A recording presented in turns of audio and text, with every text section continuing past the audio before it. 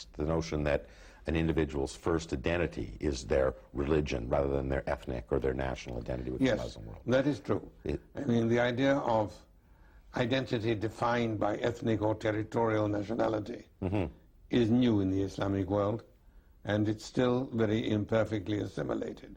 You can see that dramatically if you look at the map of the Middle East and North Africa. The frontiers were drawn by statesmen with rulers on maps, and mostly by English and French statesmen, not by Middle Eastern statesmen. It was the Anglo-French settlement after World War I that determined the shape of the modern Middle East, drew the frontiers.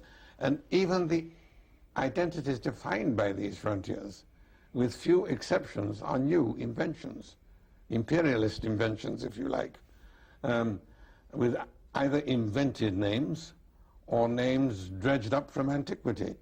I mean, names like, shall we say, Libya, Syria, Palestine. These are names from the political geography of the Roman Empire. And they had entirely disappeared during the period of Islamic rule. They reappeared with Western influence and then Western rule in the region. The names Algeria and Tunisia don't even exist in Arabic. They use the same word for the city and the country. Algiers and Algeria, Tunis and Tunisia are the same word in Arabic. I mean, this whole notion of the ethnic territorial nation is new. Well, how about that in terms of that imperialism? I mean, there are some who say that if you really want to understand why the Muslim world has fallen behind, the West has to bear some responsibility for that, that we've currently supported repressive regimes. After World War I, the West artificially created countries for which there was no real basis, and that the British imperialism, kind of even before that, destroyed domestic economies. The interval of direct imperial rule in the Middle East was very short. It began after the First World War, and it ended after the Second World War. The problems started long before the imperialists arrived and continued, getting worse indeed, long after their departure. So while Western influence is certainly an important factor, Western imperialism, in the sense of direct rule, is very minor. And one could even say that the main crime of the imperialists was that they didn't stay long enough. If you look at countries which were under imperial rule for longer periods, like India and Indonesia, they're doing much better. Your new book takes us through the rise of Islamic fundamentalism, and particularly looks at something I wasn't very familiar with at all, Wahhabism, a very extreme and militant form of Islamic thinking. Describe that to us. Wahhabism is named after its founder, a Muslim theologian who lived in Najd, which is the northeast, the far northeast of the Arabian Peninsula, in the 18th century. He felt that Islam had become corrupt and degenerate, that the Muslims had abandoned the authentic principles of the faith as brought to them by the Prophet Muhammad in the 7th century, and he set about what he called a cleansing of Islam. Now, this began in Najd. He succeeded in converting the rulers of the tribes of Najd, the House of Saud, the ancestors of the present Saudi royal house, and was very successful. He and they managed to establish Wahhabi doctrine in Najd, and then they tried to take it out of Najd into the rest of Arabia and even into Iraq, but they were crushed at the time. And the Ottoman Empire, although by then declining and weak, was still strong enough to deal with that. And the Wahhabi movement was crushed. It reappeared in the 20th century, this time much more successfully. And they created the Saudi Arabian kingdom, which Wahhabism was the official doctrine. Now, Wahhabism is a very extreme form of Islamic fundamentalism, totally intolerant of any degree of difference from their own view within Islam. Their hostility was directed mainly not against non-Muslims, of whom there were none in Arabia, and with whom they were not primarily concerned, but against Muslims who did not measure up to their standards. So its intolerance and repression initially was directed purely against fellow Muslims, against Shiites, for example, against Sufis, followers of the mystical form of Islam and so on. But then two things happened which gave Wahhabism an enormous impact. One of them, I just mentioned, the creation of the Saudi kingdom, which meant that the Saudi ruler now had at his disposal the resources of a kingdom, and not just any kingdom, but the one that included the holy cities of Mecca and Medina, giving him enormous prestige in the whole Muslim world, and also a control of the pilgrimage, which every year brings Muslims in their millions to visit the holy sites. This naturally gave an impact to Wahhabism, which you could not otherwise have had. The other thing was the discovery of oil and the enrichment of the Saudi establishment with these enormous revenues. So they suddenly had at their disposal a kingdom, enormous religious prestige, and unlimited funding. And they have used that to carry their message all over the Islamic world, and more dangerously, beyond the Islamic world, to Muslim communities living in non-Muslim countries, in Europe and North America especially. We're always led to believe that Saudi Arabia is the best friend of the West. Well, there are different ways of measuring friendship.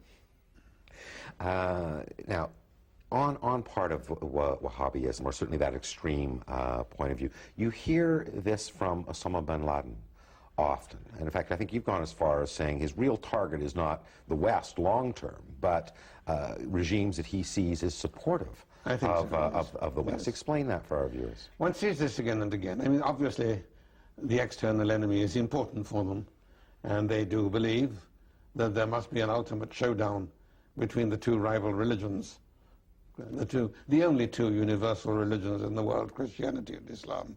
If you like, I can come back to that. But the main task, yes, is the overthrow of existing regimes.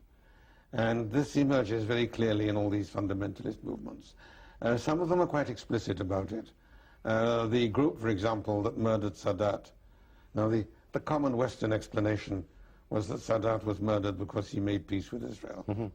That isn't true. Now, the people who murdered him did not want peace with Israel. Don't misunderstand me. I'm not suggesting that they had no objection to it. But that wasn't the main point. For them, the peace with Israel was a symptom, not a cause.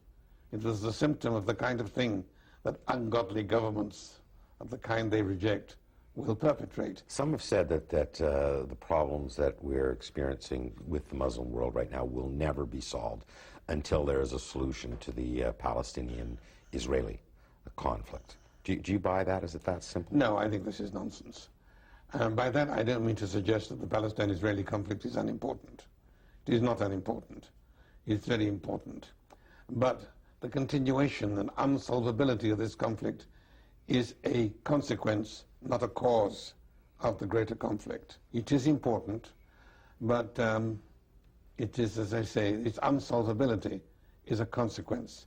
Every time they seem to be moving nearer to a solution, it breaks down. I would put it this way, that every time there is a serious danger that peace might break out, some new terrorist action prevents that danger. What is the prescription then? I mean, some have gone as so far as that there will never be harmony within the Muslim and the Western world until the Muslim world becomes more secular, more modern, and more democratic. Do you go that far?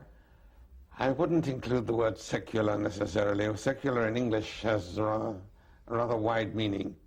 In French, they use the word laïque, which means separation of church and state. Right. And it has no negative connotation regarding religion. The word secular, as we use it in English, implies not just non-religious, but even anti-religious for many people.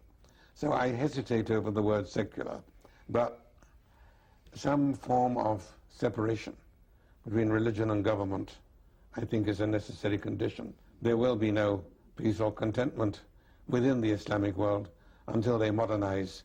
But that, of course, leads to many discussions as to the precise meaning of modernization.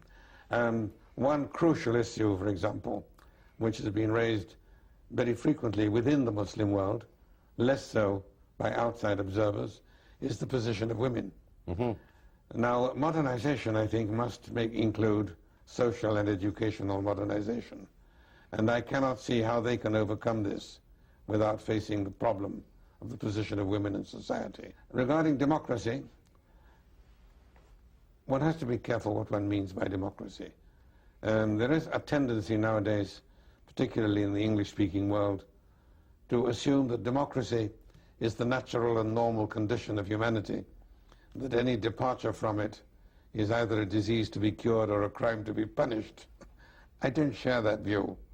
They will have to evolve their own form of government. But what I think is possible and desirable and can really be achieved in these countries is to evolve a kind of government which is civilized, humane, above all limited and responsible. And for that there are ample precedents within the Islamic tradition.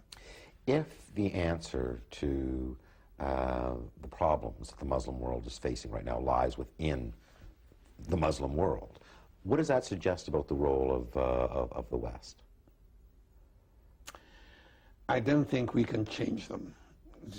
One doesn't do that. It was possible at a certain stage to bring radical changes by ruling a country for centuries.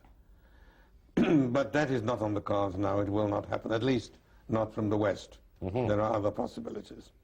But what we can do is refrain from obstructing their progress and perhaps help them to remove obstacles.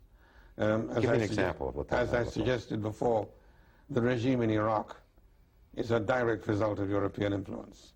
This is a European model, which was introduced from Germany, fostered from Russia. Now the Nazis have gone, the Soviets have gone, Saddam's regime is bereft. They are looking for a substitute for the Nazis and the Soviets elsewhere. They think they have found one in Europe. I hope they're wrong on that.